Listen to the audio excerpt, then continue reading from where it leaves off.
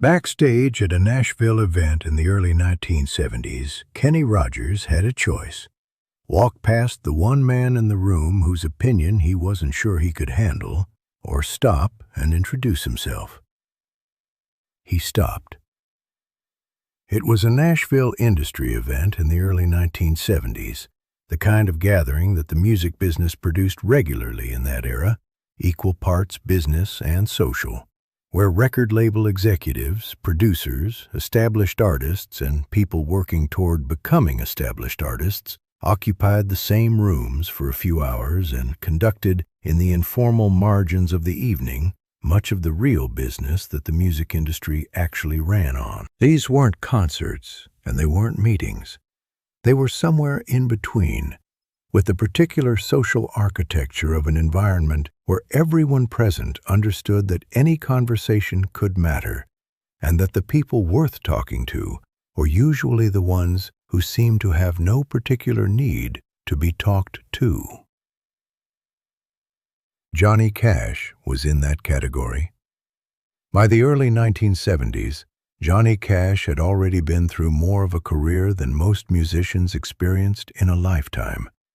He had recorded Folsom Prison Blues in 1955 and served time for drug addiction and emerged on the other side of it and hosted his own television show and stood up for causes that weren't safe to stand up for, and made albums in every direction and returned repeatedly to a core identity that nothing, commercial pressure, critical indifference, personal disaster, had ever managed to fundamentally alter. He was, by the early 1970s, exactly what the word icon was supposed to mean before it stopped meaning anything.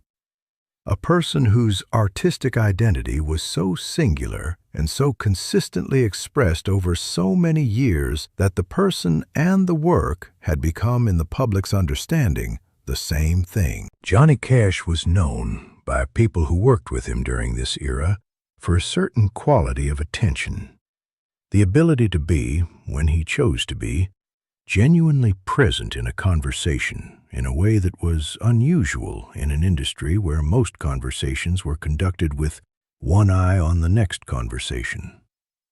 He gave Kenny that attention. Not for a long time. This was a busy room, an industry event, and Cash was not the kind of man who stayed in one place long. But long enough. They talked, in the fragments of a conversation that takes place between people who have only a few minutes and some awareness that the few minutes might be worth something.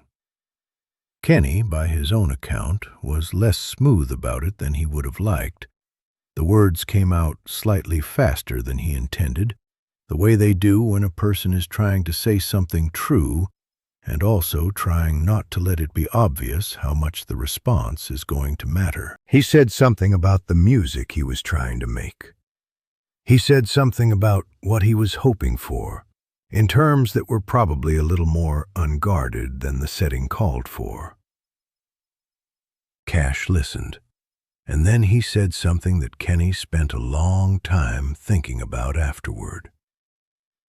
He didn't give a pep talk.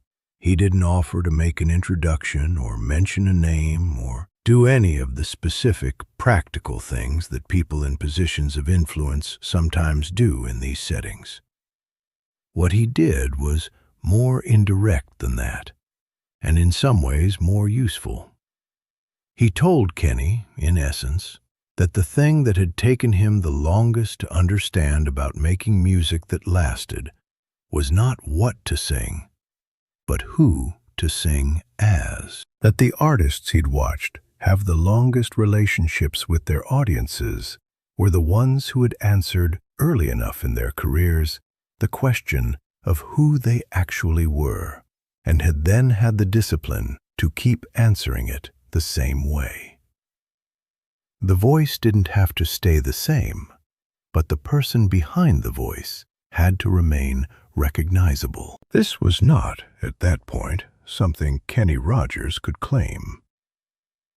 He was in the middle of his own process of figuring out what that identity was going to be, not as a concept to be decided upon, but as something that had to be discovered, tested, refined over time through the actual work of performing and recording and listening back to what that work produced. He had been the frontman of the first edition. He had some hits on the radio. He knew he could perform. What he was less certain of, and this was the kind of uncertainty that a person in that position carried quietly without discussing it in industry settings, because uncertainty in those settings was generally indistinguishable from weakness, was whether he had found the thing that would make his career something more than competent and successful. Whether he had found the thing that would make it his. Standing in a backstage area of that Nashville event, Kenny saw Johnny Cash across the room, and he was presented with a choice that, in retrospect, seems obvious, but that, in the moment, was anything but. He could keep moving. Cash was talking to someone. The evening was full of people who wanted a word with him, and Kenny was not yet the kind of artist who had a particular claim on anyone's attention.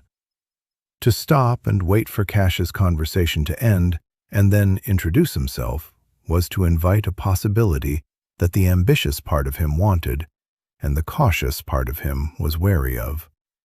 The possibility of being assessed, even casually, by someone whose assessment he would actually care about. He waited. He introduced himself when the conversation ended. This was not advice that Kenny could immediately act on. It wasn't specific enough for that, and it wasn't intended to be. But it named something he had been circling without quite having language for. The difference between a career built on hits and a career built on identity. Both were possible. Only one lasted in the particular way he was hoping his career might last. Cash moved on. The evening continued. Kenny carried the conversation with him into the next few years of his career in the way that certain things stay with a person, not as a remembered quote, but as an orientation, a slight but consistent shift in the direction you face when you're trying to figure out which way to go. What happened in the years that followed, in terms of how Kenny Rogers built his career, is more visible in retrospect than it was at the time. The choices he made about what to record, which stories to tell, how to present himself to audiences who might not have expected what they were getting, these choices accumulated, over time, into something that was recognizably his in the way that Cash had described. Not a formula, an identity.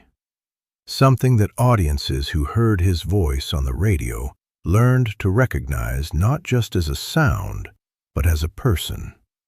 Warm, thoughtful, given to stories that had weight, not just melody. He never became Johnny Cash. That wasn't the point, and it wasn't what Cash had said to aim for. But he did become, eventually, someone for whom the question Cash had raised, "Who are you?" and can an audience hear that consistently enough to trust it, had an answer that held up over a long career. For Johnny Cash, that backstage conversation was almost certainly unremarkable in the way that most conversations at industry events are unremarkable. One of hundreds he'd had over the course of a career, with artists in various stages of figuring themselves out. He offered what he had to offer, which was the distilled wisdom of someone who had already made every mistake available in the music business and survived them, and then moved on. For Kenny Rogers, a few minutes in the margins of a Nashville industry evening became, in the fullness of time, one of the things he could point to, not as the explanation for anything, but as one of the moments when the direction of a career became, very slightly but permanently, more clear.